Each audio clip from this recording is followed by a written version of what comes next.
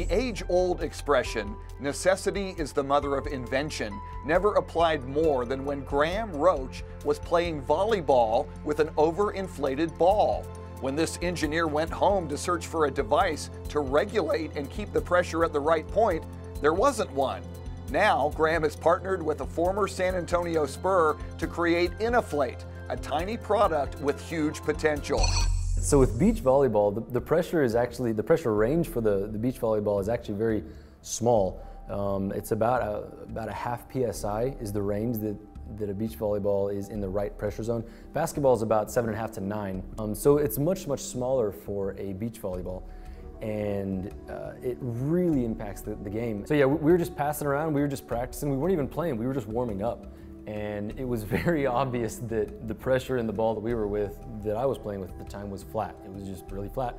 It behaved weird, so we grabbed another ball and it was rock hard. Like, it was really hard, obviously not playable.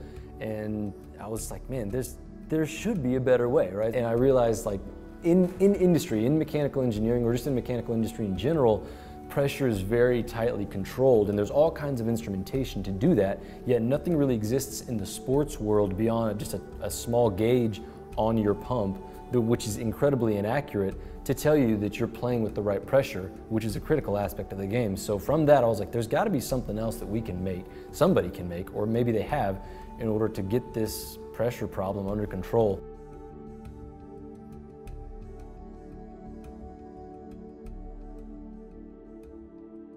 Stabilized pressure is centered on something called the coefficient of restitution. When you bounce that basketball, that means that it can increase or bounce anywhere between 10 and 15%, right? Like if you've got 8 PSI, it may be here. If it's 8.5, it may be here. If it's 9, it may be here. And so the coefficient of restitution is just, what does that basketball look like?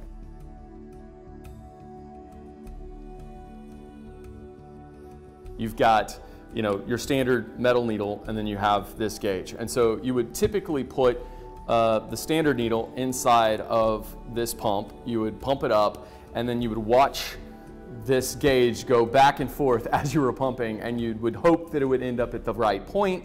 And then if you were to take this gauge and utilize it, you would then stick it in, you would push the button, and you would let air out in order to figure out if you had the perfect pressure. This device is comprised of a little pressure valve in there, as well as a whistle. And we had a lot of failures with the whistle side of it, which is not what we really thought that we would have a problem with.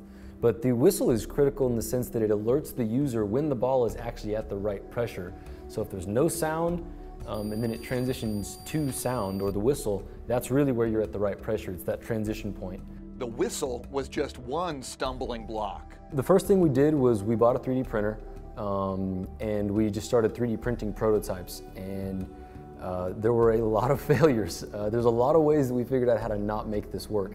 Trial and error, trial and error, trial and error is the name of the game, and you fail, you fail, you fail, you fail.